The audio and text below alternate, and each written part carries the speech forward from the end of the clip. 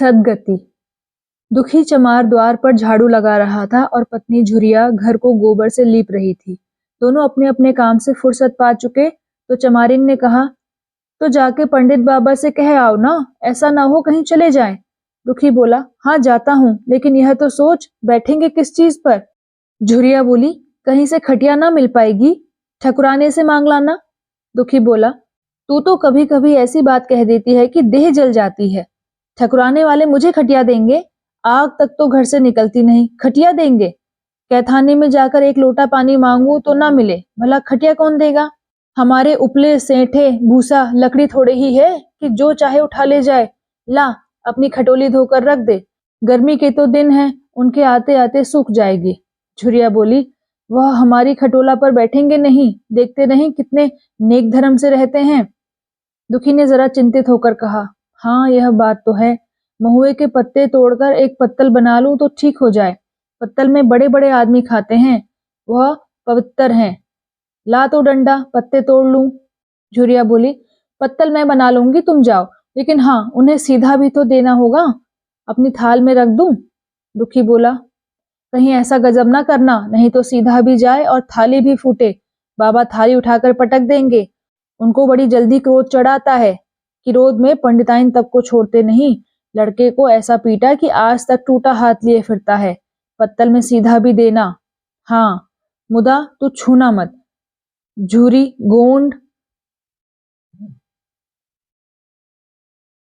झूरी गोंड की लकड़ी को लेकर साह की दुकान से सब चीजें ले आना, सीधा भरपूर हो। सेर भर आटा, आधा सेर चावल, पाव भर दाल, आधा पाव घी, नून, हल्दी और पत्तल में एक किनारे 4 आने पैसे रख देना। गोंड की लकड़ी ना मिले तो भुर्जिन के हाथ पैर जोड़कर ले जाना। तू कुछ मत छूना, नहीं गजब हो जाएगा। तू कुछ मत छूना, नहीं तो गजब हो जाएगा। इन बातों की ताकीद करके दुखी ने लकड़ी उठाई और घास का एक बड़ा सा गट्ठा लेकर पंडित जी से अर्ज करने चला। खाली हाथ बाबा जी की सेवा में कैसे जाता? नजराने के लिए उसके पास घास के सिवाय और क्या था? उसे खाली हाथ देखकर तो बाबा दूर से ही दुत्कारते। पंडित घासी राम ईश्वर के परम भक्त थे। नींद खुलते ही ईशोपासन में लग जाते। मुंह हाथ धोते 8 बजते, तब असली पूजा शुरू होती, जिसका पहला भाग भंग की तैयारी था। उसके बाद आध घंटे तक चंदन रगड़ते, फिर आईने के सामने एक तिनके से माथे पर तिलक लगाते। चंदन की 2 रेखाओं के बीच में लाल रोरी की बिंदी होती थी। फिर छाती पर, बाहों पर चंदन की गोल गोल मुद्रिकाएं बनाते। फिर ठाकुर जी की मूर्ति निकालकर उसे नहलाते, चंदन लगाते, फूल चढ़ाते, आरती करते, घंटी बजाते। 10 बजते बजते वह पूजन से उठते और भंग छान कर बाहर आते। तब तक 2-4 जजमान द्वार पर आ जाते। ईशोपासन का तत्काल फल मिल जाता। यही उनकी खेती थी।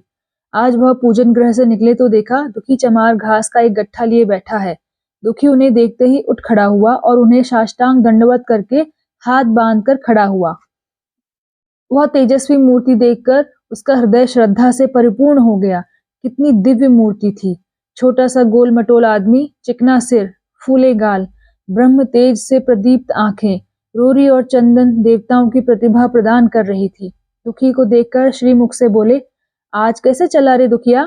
दुखी ने सिर झुकाकर बोला, बिटिया की सगाई कर रहा हूँ महाराज, कुछ साइत सगुन विचारना है, कब मर्जी होगी? पंडित जी बोले, आज मुझे छुट्टी नहीं है, हाँ सांझ तक आ जाऊंगा। दुखी बोला, नहीं महाराज, जल्दी मर्जी हो जाए, सब सामान ठीक कराया हूँ, यह घास कहाँ रख दूं? घासी बोले, इसे गाय के सामने डाल दे और जरा झाड़ू लेकर द्वार तो साफ कर दे। यह बैठक भी कई दिनों से लीपी नहीं गई, उसे भी गोबर से लीप दे। तब तक मैं भोजन कर लूं, फिर जरा आराम करके चलूंगा। हाँ यह लकड़ी चीर देना, खलिहान में 4 खांसी भूसा पड़ा है, उसे भी उठा लाना और भूसौल में रख देना। दुखी फौरन हुक्म की तालीम करने लगा। द्वार पर झाड़ू लगाई, बैठक को गोबर से लीपा। तब तक 12 बज गए। पंडित जी भोजन करने चले गए। दुखी ने सुबह से कुछ नहीं खाया था। उसे भी जोर की भूख लगी, पर वहां खाने को क्या धरा था? घर यहाँ से मील भर था। वहां खाने चला जाए तो पंडित जी बिगड़ जाएं। बेचारे ने भूख दबाई और लकड़ी फाड़ने लगा। लकड़ी की मोटी सी गांठ थी, जिस पर पहले कितने ही भक्तों ने अपना जोर आजमा लिया था। वह उसी दमखम के साथ लोहे से लोहा लेने के लिए तैयार थी। दुखी घास छीलकर बाजार ले जाता था। लकड़ी चीरने का उसे अभ्यास न था। घास उसके खुरपे के सामने सिर झुका देती थी। यहाँ कस कस कर कुल्हाड़ी का भरपूर हाथ लगाता, पर उस गांठ पर निशान तक न पड़ता था। कुल्हाड़ी उलट जाती, पसीने में तर था, हाँफता था, थक कर बैठ जाता, फिर उठता था। आंखों तले अंधेरा हो रहा था, तितलियां उड़ रही थी, फिर भी अपना काम किए जाता था। सिर में चक्कर आ रहे थे। अगर एक चिलम तंबाकू पीने को मिल जाती तो शायद कुछ ताकत आती। उसने सोचा, यहाँ चिलम और तंबाकू कहाँ मिलेगी? ब्राह्मणों का पूरा है। ब्राह्मण लोग हम नीच जातों की तरह तंबाकू थोड़े ही पीते हैं। सहसा उसे याद आया कि गांव में एक गोंड रहता है, उसके यहाँ जरूर चिलम तंबाकू होगी। तुरंत उसके घर दौड़ा। खैर, मेहनत सफल हुई। उसने तंबाकू भी दी और चिलम भी, पर आग वहां न थी। दुखी ने कहा, आग की चिंता न करो भाई, मैं आता हूँ, पंडित जी के घर से मांग लूंगा। वहां तो अभी रसोई बन रही थी। यह कहता हुआ वह दोनों चीजें लेकर चला आया और पंडित जी के घर में बैराठे के द्वार पर खड़ा होकर बोला, मालिक, रचिक आग मिल जाए तो चिलम पी लें। पंडित जी भोजन कर रहे थे।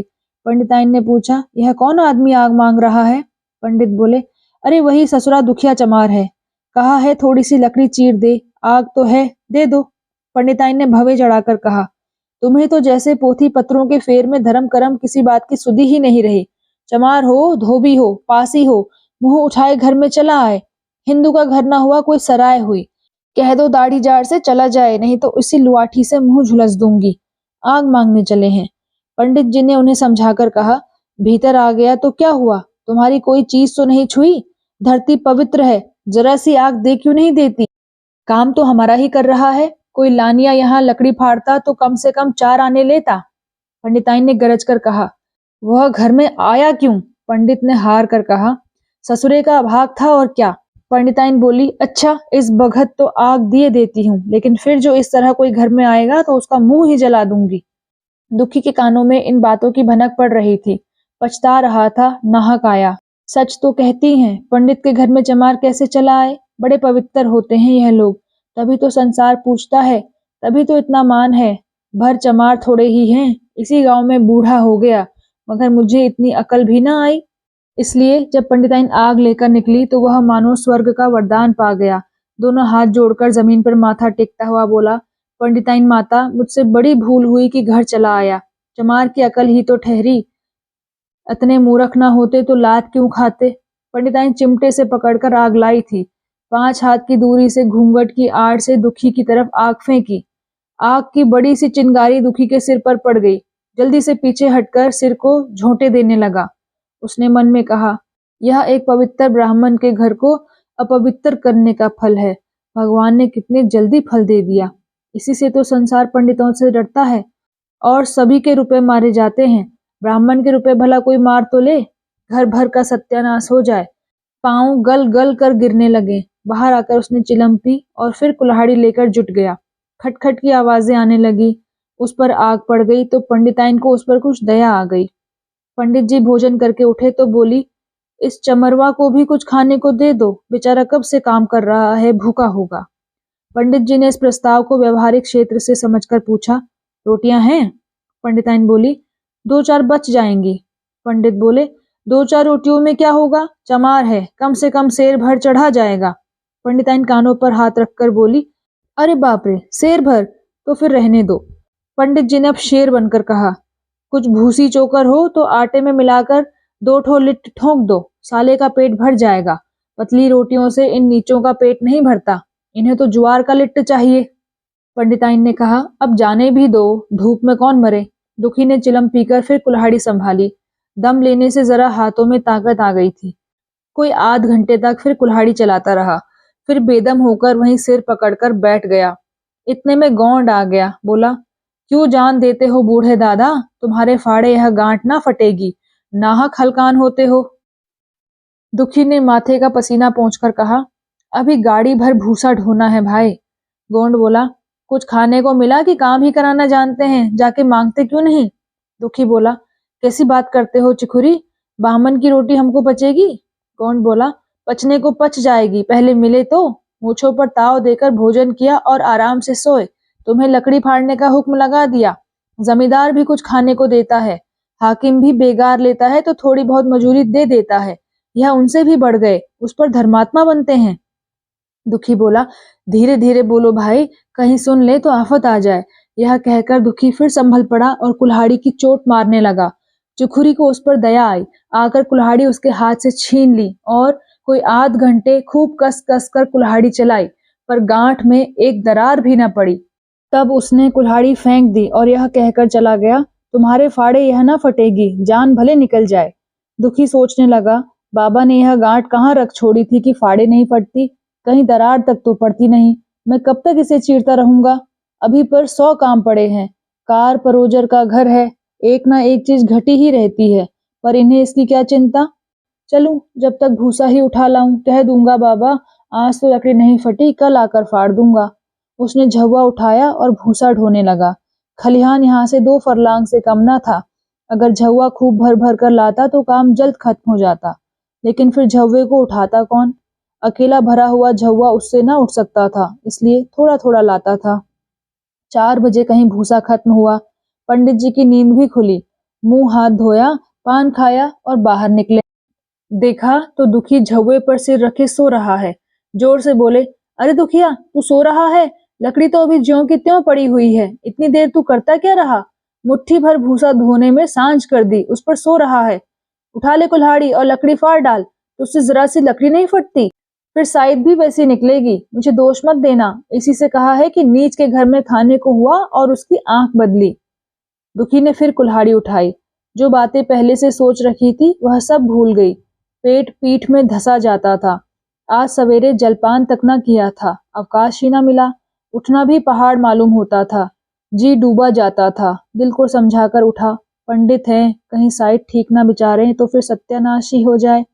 जब ही तो संसार में इतना मान है, साइड का ही तो सब खेल है, जिसे चाहे बिगाड़ दें। पंडित जी गांठ के पास आकर खड़े हो गए और बढ़ावा देने लगे। हाँ, मार कसके, और मार, अबे जोर से मार, तेरे हाथ में तो जैसे दम ही नहीं है। लगा कसके, खड़ा सोचने क्या लगता है? हाँ बस, फटा ही चाहता है, दे उसी दरार में। दुखी अपने होश में न था। न जाने कौन सी गुप्त शक्ति उसके हाथों को चला रही थी। वह थकन, भूख, कमजोरी सब मानो भाग गई। उसे अपने बाहुबल उसे अपने बाहुबल पर स्वयं आश्चर्य हो रहा था। एक एक चोट वज्र की तरह पड़ती थी। आध घंटे तक वह इसी तरह उन्माद की दशा में हाथ चलाता रहा, यहाँ तक कि लकड़ी बीच से फट गई और दुखी के हाथ से कुल्हाड़ी छूटकर गिर पड़ी। इसके साथ वह भी चक्कर खाकर गिर पड़ा। भूखा प्यासा थका हुआ शरीर जवाब दे गया। पंडित जी ने पुकारा, उठ के 2-4 हाथ और लगा दे, पतली पतली चैलियां हो जाए। दुखी ना उठा। उन्होंने भी अब उसे दिक करना उचित न समझा। पंडित जी ने भीतर जाकर बूटी छानी, शौच गए, स्नान किया और पंडिताई बाना पहनकर बाहर निकले। दुखी अभी तक वहीं पड़ा हुआ था। जोर से पुकारा, अरे क्या पड़े ही रहोगे दुखी? चलो तुम्हारे ही घर चल रहा हूँ। सब सामान ठीक ठीक है ना? दुखी फिर ना उठा। अब पंडित जी को कुछ शंका हुई। पास जाकर देखा तो दुखी अकड़ा पड़ा हुआ था। बदहवास होकर भागे और पंडिताइन से बोले, दुखी तो जैसे मर गया। पंडिताइन हकबकाकर बोली, वह तो अभी लकड़ी चीर रहा था ना? पंडित बोले, हाँ, लकड़ी चीरते चीरते मर गया। अब क्या होगा? पंडिताइन ने शांत होकर कहा, होगा क्या, चमरों में कहला भेजो, मुर्दा उठा ले जाएंगे। एक क्षण में गांव भर में खबर हो गई। पूरे में ब्राह्मणों की ही बस्ती थी। केवल एक घर गोंड का था। लोगों ने उधर का रास्ता छोड़ दिया। कुएं का रास्ता उधर से ही था। पानी कैसे भरा जाए? चमार की लाश के पास से होकर पानी भरने कौन जाए? एक बुढ़िया ने पंडित जी से कहा, अब मुर्दा फेंकवाते क्यों नहीं? कोई गांव में पानी पिएगा या नहीं? इधर गोंड ने चमरौने में आकर सबसे कह दिया, खबरदार, मुर्दा उठाने मत जाना, अभी पुलिस की तहकीकात होगी। दिल लगी है कि एक गरीब की जान ले ली। पंडित होंगे तो अपने घर के होंगे, लाश उठाओगे तो तुम भी पकड़े जाओगे। इसके बाद पंडित जी पहुंचे, पर चमरौने का कोई आदमी लाश उठा लाने को तैयार न हुआ। हाँ, दुखी की स्त्री और कन्या दोनों हाय हाय करती वहां चली और पंडित जी के द्वार पर आकर सिर पीट पीट कर रोने लगी। उसके साथ 10-5 और चमारिनें थी। कोई रोती थी, कोई समझाती थी, पर चमार एक भी न था। पंडित जी ने चमारों को बहुत धमकाया, समझाया, मिन्नत की, पर चमारों के दिल पर पुलिस का रौब छाया हुआ था। एक भी न भिनका। आखिर निराश होकर लौट आए। आधी रात तक रोना पीटना जारी रहा। देवताओं का सोना मुश्किल हो गया, पर लाश उठाने कोई चमार न आया। और बामन चमार की लाश कैसे उठाते? भला ऐसा किसी शास्त्र पुराण में लिखा है? कहीं कोई दिखा दे। पंडिताइन ने झुंझलाकर कहा, इन डाइनों ने तो खोपड़ी चाट डाली, सबों का गला भी नहीं थकता। पंडित ने कहा, रोने दो चुड़ैलों को, कब तक रोएंगी? जीता था तो कोई बात ना पूछता था, मर गया तो कोलाहल मचाने के लिए सबकी सब आ पहुंची। पंडिताइन बोली, चमार का रोना मनहूस है।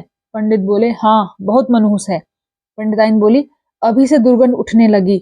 पंडित बोला, चमार था ससुरा की नहीं, खाद अखाद किसी का विचार है इन सबों को? पंडिताइन बोली, इन सबों को घिन भी नहीं लगती। पंडित बोले, भ्रष्ट हैं सब। रात तो किसी तरह कटी, मगर सवेरे भी कोई चमार ना आया। चमारी ने भी रो पीट कर चली गई। दुर्गंध कुछ कुछ फैलने लगी। पंडित जी ने एक रस्सी निकाली, उसका फंदा बनाकर मुर्दे के पैर में डाला और फंदे को खींचकर कस दिया। अभी कुछ कुछ धुंधला था। पंडित जी ने रस्सी पकड़कर लाश को घसीटना शुरू किया और गांव के बाहर घसीट ले गए। वहां से आकर तुरंत स्नान किया, दुर्गा पाठ पढ़ा और घर में गंगा जल छिड़का। उधर दुखी की लाश को खेत में गीदड़ और गिद्ध, कुत्ते और कौवे नोच रहे थे। यही जीवन पर्यंत की भक्ति, सेवा और निष्ठा का पुरस्कार था।